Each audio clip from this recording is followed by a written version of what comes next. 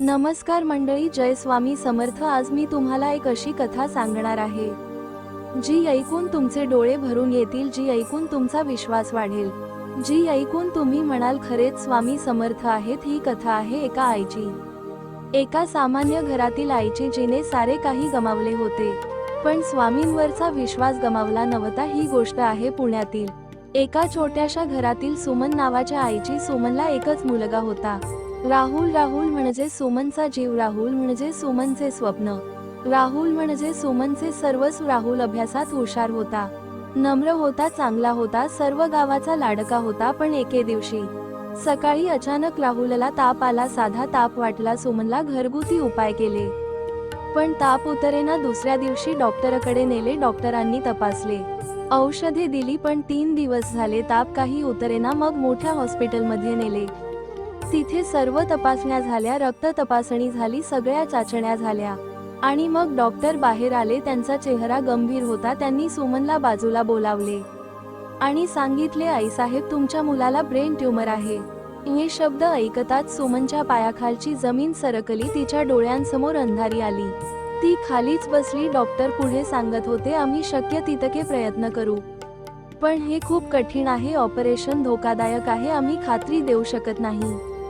सुमनने ऐकले पण तिला काहीच सुचेना। ती घरी आली आणि देवघरासमोर बसली, स्वामी समर्थांच्या फोटोसमोर तिने हात जोडले आणि म्हणाली, स्वामी माझ्याकडे काहीच नाही, पैसा नाही, ताकद नाही, आधार नाही, फक्त तुम्ही आहात माझ्यासाठी। माझ्या मुलाला वाचवा स्वामी, फक्त तुम्हीच वाचवू शकता। त्या रात्री सुमन झोपली नाही, ती फक्त स्वामींचे नाव घेत राहिली, स्वामी समर्थ, स्वामी समर्थ, स्वामी समर्थ। दुसऱ्या दिवशी सकाळी हॉस्पिटलमधून फोन आला, डॉक्टर म्हणाले, आईसाहेब लवकर या। सुमन धावतच गेली, डॉक्टरांनी सांगितले, आम्ही रात्री परत तपासणी केली आणि आम्हाला आश्चर्य वाटले, ट्यूमर आधीपेक्षा खूप लहान झाला आहे। हे आम्हाला समजत नाही, हे वैद्यकीयदृष्ट्या शक्य नाही पण हे झाले आहे। सुमनच्या डोळ्यात पाणी आले, तिला माहित होते हे स्वामींनी केले, हे स्वामी समर्थांचा चमत्कार होता।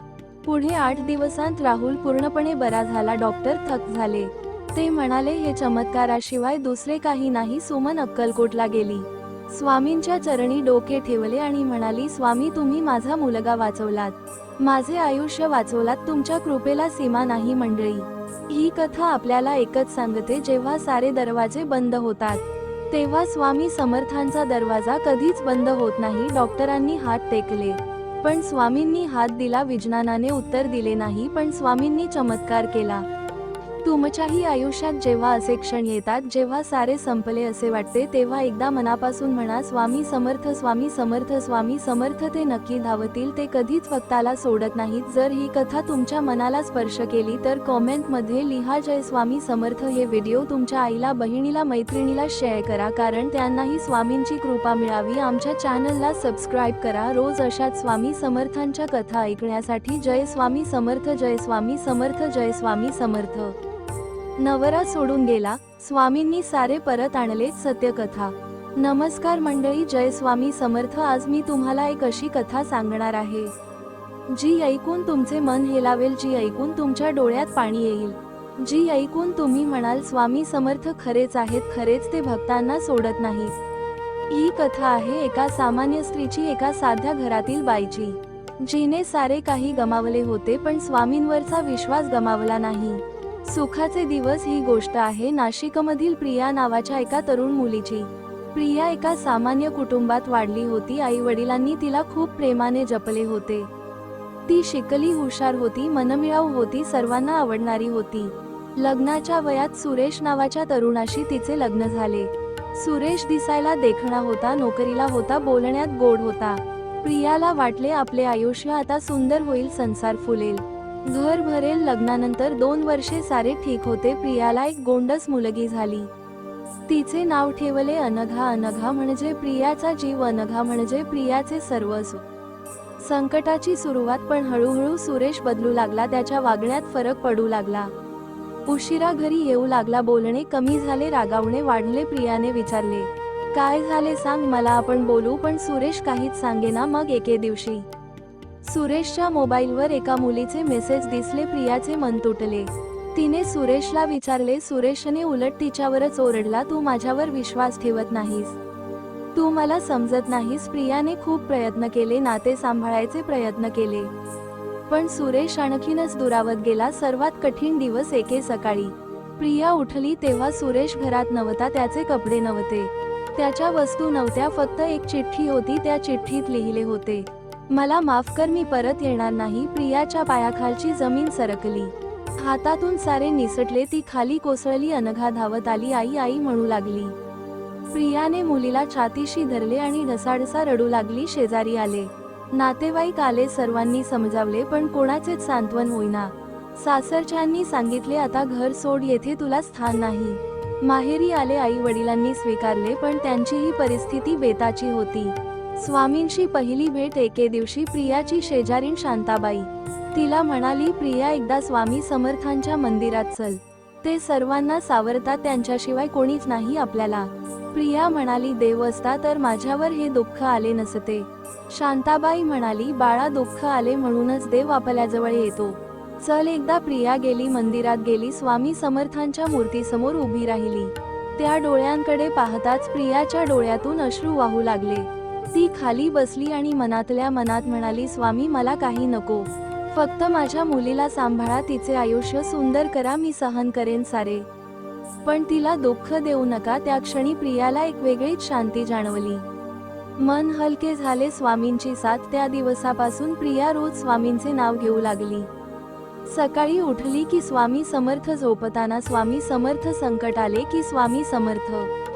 हळूहळू ती सावरली. तिने एका शाळेत नोकरी मिळवली, अनघाला चांगल्या शाळेत घातले, छोटेसे घर भाड्याने घेतले, एकटीने संसार चालवू लागली. खूप कठीण होते, पण स्वामींवर विश्वास होता. चमत्काराची सुरुवात 1 वर्षानंतर. सुरेशचा फोन आला, प्रिया, मी चुकीचे केले, मला माफ कर. प्रियाने फोन ठेवला. तिला वाटले हे खरे नाही, हे शक्य नाही, पण सुरेश परत आला. दारात उभा होता, डोळ्यात पाणी होते. त्याने सांगितले, जेव्हा मी घर सोडले तेव्हा मला वाटले मी मुक्त झालो, पण मला कुठेच शांती मिळाली नाही. त्या मुलीने मला सोडले, नोकरी गेली, एकटा पडलो. एके रात्री मला स्वप्नात स्वामी समर्थ दिसले. ते म्हणाले, जा, परत जा, तुझे घर तुझी वाट पाहत आहे, तुझी मुलगी तुझी वाट पाहत आहे. सुरेश पुढे म्हणाला, मी जागा झालो आणि मला सारे समजले, मी किती चुकीचे केले. परतणे. प्रियाने खूप विचार केला. तिने स्वामींसमोर बसली आणि विचारले, स्वामी, काय करू सांगा. मला मनात एक आवाज आला, क्षमा कर, पुढे जा, संसार फुलव. प्रियाने सुरेशला माफ केले. सुरेश परत आला, घर परत भरले, अनघाला बाबा परत मिळाले. सुरेशने नवीन नोकरी मिळवली, संसार परत उभा राहिला, घरात आनंद परत आला. अक्कलकोट यात्रा. प्रिया आणि सुरेश दोघे मिळून अक्कलकोटला गेले, स्वामींच्या चरणी डोके ठेवले. प्रिया म्हणाली, स्वामी, तुम्ही माझा संसार वाचवला, माझे घर वाचवले, माझी मुलगी वाचवली, तुमच्या कृपेला सीमा नाही. त्या दिवशी मंदिरात दिवे लागले, घंटा वाजल्या, फुलांचा वर्षाव झाला, जणू स्वामींनी आशीर्वाद दिला. मंडळी, ही कथा आपल्याला एकच सांगते, जेव्हा नवरा सोडतो, जेव्हा घर तुटते, जेव्हा सारे संपले असे वाटते, तेव्हा स्वामी समर्थ सोडत नाहीत. ते तुमचे ऐकतात, ते तुमच्यासाठी धावतात, ते तुमचे सारे परत आणतात. फक्त एकदा मनापासून म्हणा, स्वामी समर्थ, स्वामी समर्थ, स्वामी समर्थ. ते नक्की येतील, ते कधीच भक्ताला सोडत नाहीत. जर ही कथा तुमच्या मनाला स्पर्श केली तर कॉमेंटमध्ये लिहा, जय स्वामी समर्थ. ही कथा तुमच्या बहिणीला, मैत्रिणीला, आईला शेअर करा, कारण कोणाच्या तरी आयुष्यात हीच कथा त्यांना उभे करेल. आमच्या चॅनलला सबस्क्राईब करा रोज अशाच स्वामी समर्थांच्या कथा ऐकण्यासाठी. जय स्वामी समर्थ, जय स्वामी समर्थ, जय स्वामी समर्थ.